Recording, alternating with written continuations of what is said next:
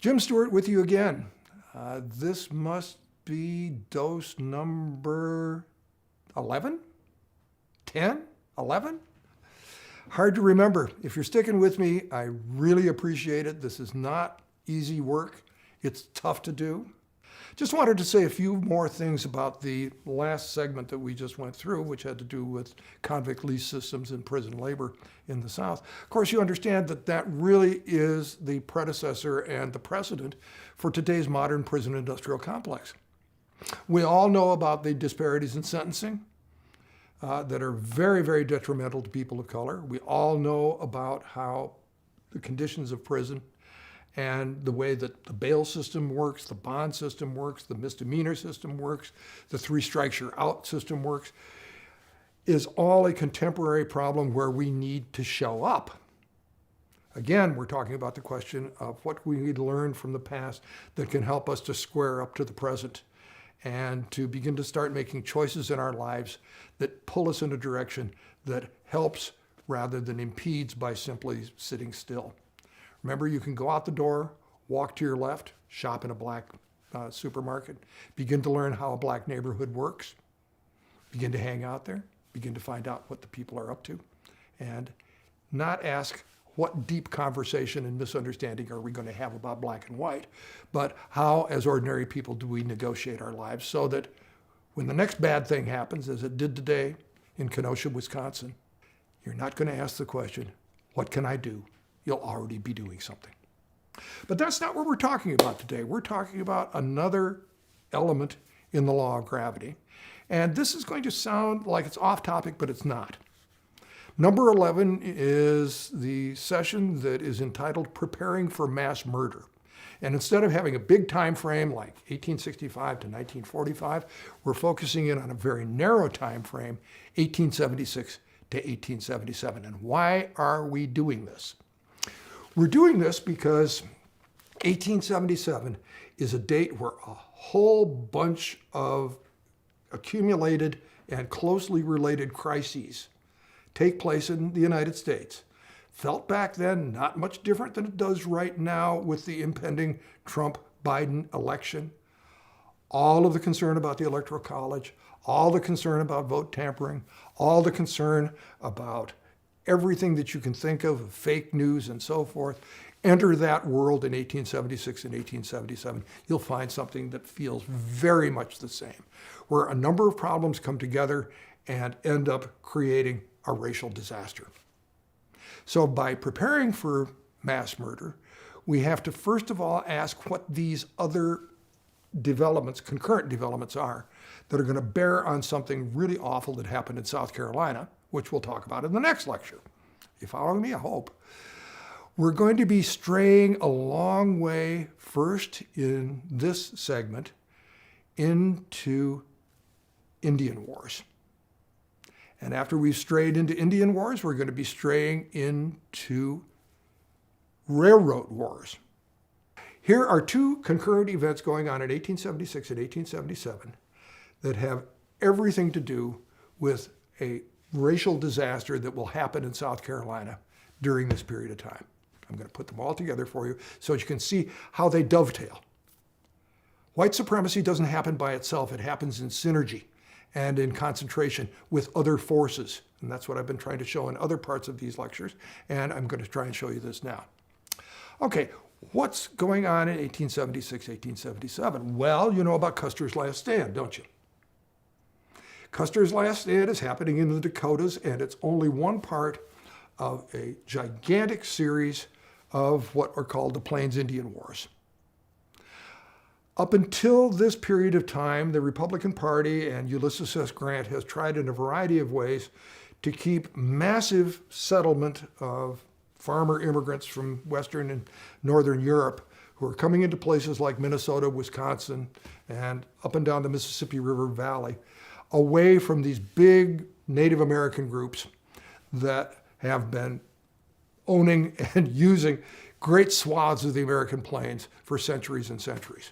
That began to break down in this period of time, and an enormous number of Indian wars take place that spill on way into the 20th century. And by the time it's done, you have 5 transcontinental railroads going across the United States with right-of-ways created by the federal government, the total land mass of which is equal to the size of New England. Think about that for a minute. All the water, all the land, all the timber that you want in 20 miles on either side of every railroad, going all the way from the Mississippi River all the way to the West Coast. And can you imagine why today Native Americans are worried about right-of-ways for pipelines? Think about that in relation to the railroads.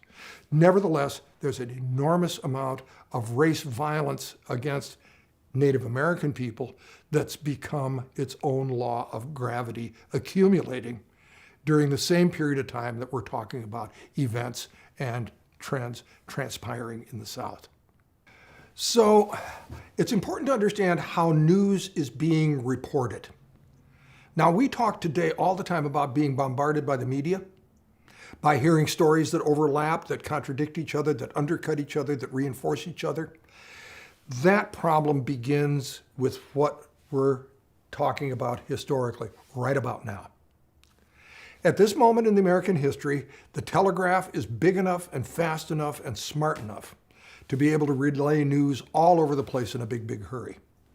The other thing that's important to understand is that correspondents now can go out into the field. Matthew Brady started this during the Civil War, the famous Civil War photographer, and start to document with picture evidence what's going on. So when you pick up your newspaper in the morning and you read about the Indian Wars in this column over here, and this bloodthirsty, terrible stuff with savage red people, you're all programmed to turn your attention to the next column in the newspaper. And these columns go across the page, and you read them in synchrony with each other.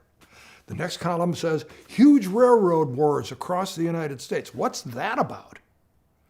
Well, what it's about is the fact that these big railroads that now girdle across the United States, this is a huge time of transportation development.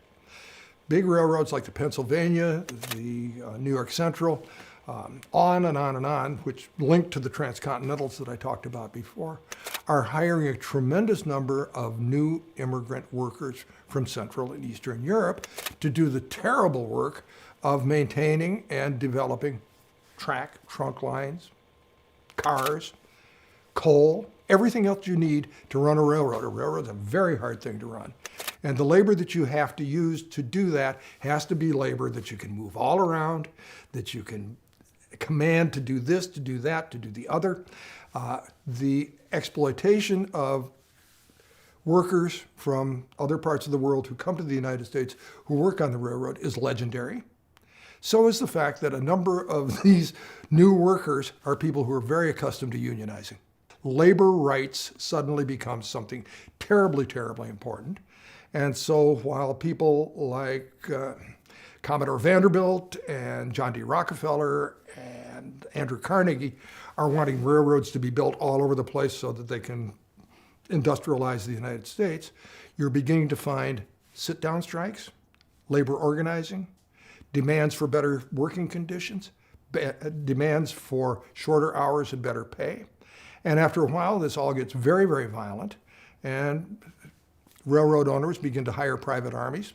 That's where the Pinkerton Detective Agency came from, to break up strikes.